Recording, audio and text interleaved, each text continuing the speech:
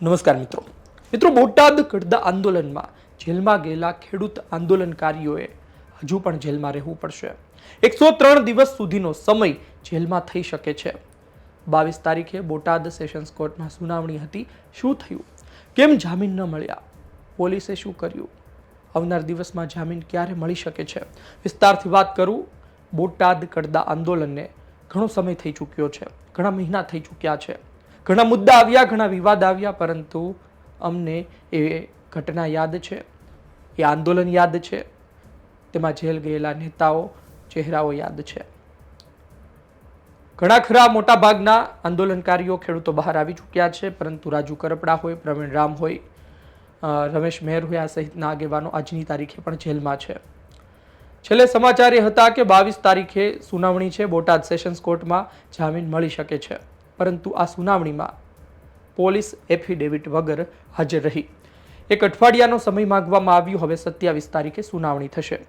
આ પહેલા ભાવનગર નીચલી કોર્ટમાં સુનાવણી હતી।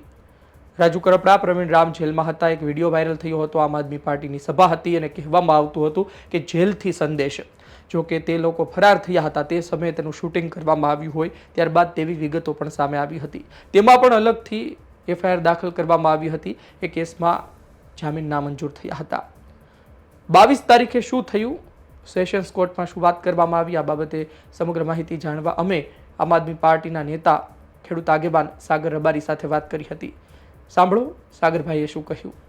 ચાર્જશીટ રજૂ થયા પછીની રેગ્યુલર જામીન અરજી બોટાદ સેશન્સ કોર્ટમાં હતી। આગલી મુદતે પણ પોલીસ હાજર નહોતી રહી એફિડેવિટ લઈને। આ બીજી મુદતે પણ પોલીસ એફિડેવિટ લઈને હાજર ના રહી અને એમણે 1 અઠવાડિયાનો એફિડેવિટ રજૂ કરવા માટે સમય માંગ્યો।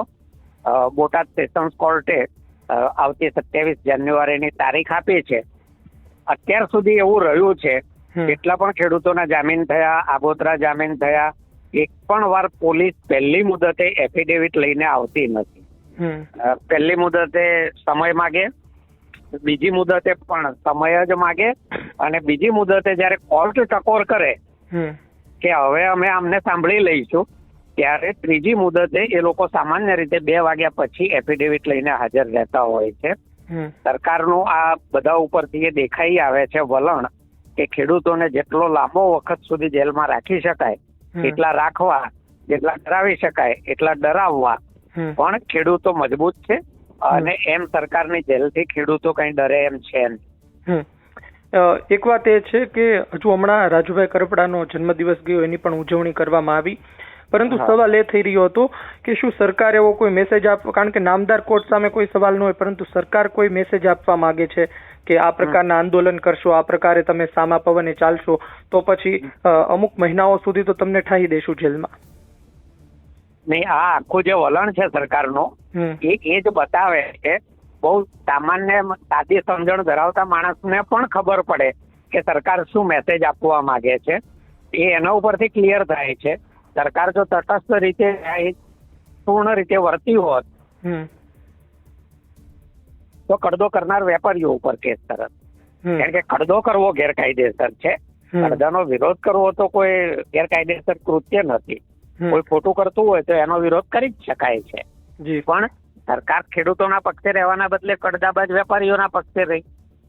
એને એક પણ વખત તો વેપારીઓને બોલાવીને એવું નથી કીધું કે ખબરદાર, જો હવે કોઈએ કડદો કર્યો છે તો કાયદે પગલા ભરીશું, અથવા જેને કડદો કર્યો એની સામે કેસ દાખલ કર્યો। એને તો ખેડૂતો વિરોધ ના કરે એટલા માટે બોટાદ માર્કેટ યાર્ડમાં પોલીસ મોકલીને આખું માર્કેટ યાર્ડ સીલ કરી દીધું, અને હળદરમાં એક સ્પોન્ટેનિયસ મીટિંગ થઈ ગઈ તો વિખેરી નાખવાને બદલે એમના ઉપર હત્યાના પ્રયાસ જેવી ગંભીર કલમ દાખલ કરીને ગુનો દાખલ કર્યો। એ કલમને કારણે તો આટલા દિવસો સુધી બીજા લોકો ખેડૂતોએ પણ કોઈએ 50 દિવસ, કોઈએ 60 દિવસ, કોઈએ 65 દિવસ જેલમાં રહેવું પડ્યું। સરકારે જો એ કલમ ના ઉમેરી હોત, સામાન્ય લો એન્ડ ઓર્ડરની કલમો હોત, તો એ લોકોના જામીન થઈ ગયા હોત। એટલે સરકાર આ બાબતમાં બહુ ક્લિયર છે। એમાં જરાય કોઈના મનમાં દુવિધા ના રહેવી જોઈએ કે સરકાર ખેડૂતોની વિરુદ્ધ છે, કડદાબાજ વેપારીઓના પક્ષે છે, અને કડદાબાજોને કડદો કરતા રોકવાની કોઈ કોશિશ કરશે તો એની ખેર નથી, એવું ભારતીય જનતા પાર્ટીની સરકાર ગાય વગાડીને આ આખા ઘટનાક્રમમાં થઈ રહી છે. એક સવાલ એ છે કે શું આના પરથી એ સાબિત થાય છે કે સરકાર વેપારી તરફ છે, સરકાર ખેડૂતો તરફ નથી? બિલકુલ છે. એને કડદાબાજોનો જ પક્ષ લીધો છે છેક શરૂઆતથી લઈને અત્યાર સુધી. એક પણ કડદો કરનાર કડદાની તપાસ કરી હોય, એ તપાસનો અહેવાલ કોઈ જાહેર કર્યો હોય, કોઈ કડદાબાજ વેપારીઓ સામે પગલા ભર્યા હોય, એવું તો ક્યાંય કશું સરકારે વિચાર્યું સુદ્ધા નથી. એને તો ખેડૂતો એકદાનો વિરોધ નહીં કરવાનો એ મેસેજ બહુ ક્લિયર આપ્યો છે. અને એટલે તો એ ગાય વગાડીને કહેવાય કે સરકાર કડદાબાજોના પક્ષે છે, ખેડૂતોના નહીં. બે સવાલ છે. એક સવાલ એ છે કે જે પેલા બુકાની ધારીઓના દ્રશ્યો સામે આવ્યા હતા અને પોલીસે કહ્યું કે એ લોકોએ પથ્થરમારો કર્યો, ત્યારબાદ અમે પહોંચ્યા, તો શું એ લોકોની કોઈની આઈડેન્ટિટી થઈ છે? કે કારણ કે આમ આદમી પાર્ટીના નેતાઓ તો સભા કરી રહ્યા હતા, તો એ લોકો કોણ હતા? રહસ્ય એ જ છે ને. પોલીસ એની તો તપાસ નથી કરતી. એમને પકડવા માટે તો પોલીસે કઈ કર્યું હોય એવું અત્યાર સુધીની એમની તપાસમાં દેખાતું નથી.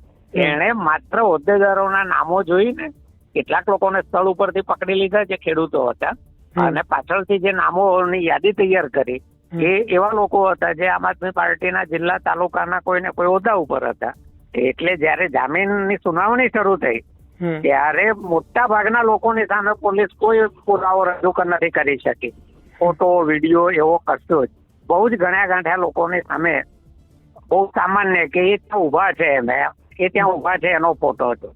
તો કોર્ટ પણ હસતા હસતા કે ઉભા રહેવું એ ગુનો છે? તો કે નહીં, વક્તાની પાછળ ઉભા છે. કોર્ટે એવું પણ કહ્યું કે માણસ કાં તો આગળ ઉભો રહે કાં પાછળ ઉભો રહે, બે ઉભો રહે કાં જબડે ઉભો રહે, ક્યાંક તો ઉભો રહેશે ને. અને જવું એ તો ગુનો નથી. એટલે સાવ વાહિયાત કહી શકાય એવા પુરાવા લઈને જામીનનો વિરોધ કરવા માટે પોલીસ આવતી હતી. આમાં પોલીસની પણ લાચારી દેખાઈ આવે કે ભાજપની સત્તાના કારણે એમને કેટલું બધું ખોટું કરવામાં અથવા નહીં ગમતું કરવામાં પણ લાચારીવશ કરવું પડે. સાગરભાઈ, છેલ્લો સવાલ એ છે કે શું આશા છે, કઈ તારીખ સુધીમાં બહાર આવી શકે છે આંદોલનકારીઓ, નેતાઓ? હવે આ 27 તારીખ એ પોલીસને જે દર વખતે છેલ્લી ત્રીજી તારીખ હોય છે અને પોલીસ આવતી હોય છે, એમાં છેલ્લો 3જી તારીખ છે ચાર્જશીટ પછીની જામીન અરજીની. એટલે 27મીએ પોલીસે આવવું જ પડશે. પોલીસ નહીં પણ આવે તો દલીલો થઈ જશે. એટલે અમને પૂરી આશા છે કે 27મીએ અમને જામીન મળી જશે. એનો ઓર્ડર જાહેર કરવામાં જે 1 કે 2 દિવસ કોર્ટને સમય લાગે તે ટૂંકમાં જાન્યુઆરી મહિનામાં અમારા બાકી અંદર અત્યારે જેલમાં રહી ગયેલા 7 લોકો બહાર આવી જશે એવી આશા છે. જી સાગરભાઈ, ધન્યવાદ સમગ્ર માહિતી આપવા બદલ. આપે સાંભળ્યું કે શું વાત કરવામાં આવી.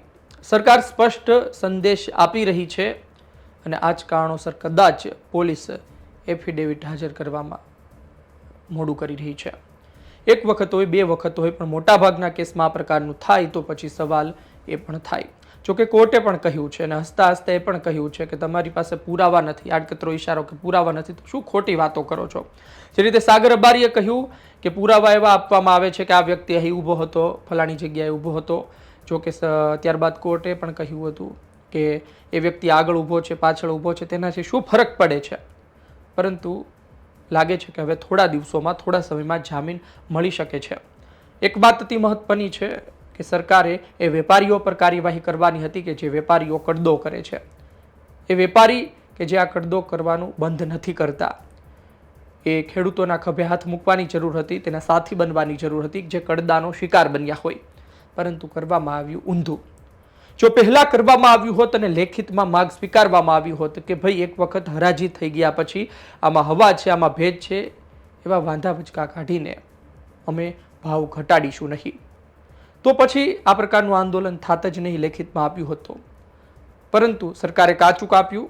સરકાર ઈચ્છતી હતી કે કદાચ આ લોકો ભેગા થાય અને ત્યારબાદ અમે પહોંચીએ અને ત્યારબાદ આને નવું સ્વરૂપ આપી શકાય એવી પણ ચર્ચા છે. પરંતુ ખેર એ બુકાની ધારી કોણ હતા, તેના પર શું કાર્યવાહી કરવામાં આવી અને શું આ સંદેશ છે કે તમે જો સરકારની સામે પડશો, સામા પવને ચાલશો અને સત્યની સાથે આગળ વધશો તો પછી તમારા પર આ પ્રકારે કાર્યવાહી થઈ શકે છે. નાની અમથી બાબતમાં પણ મહિનાઓ સુધી જેલમાં રહેવું પડી શકે છે. જોઈએ આવનાર સમયમાં વધુ શું સમાચાર સામે આવે છે, આપનું શું કહેવું છે કોમેન્ટ બોક્સમાં જરૂરથી જણાવજો, આપનો મત લખજો. આ વિડીયો પસંદ આવ્યો હોય તો લાઈક કરજો, જેમને ખબર નથી તેમના સુધી પહોંચાડજો. ધન્યવાદ.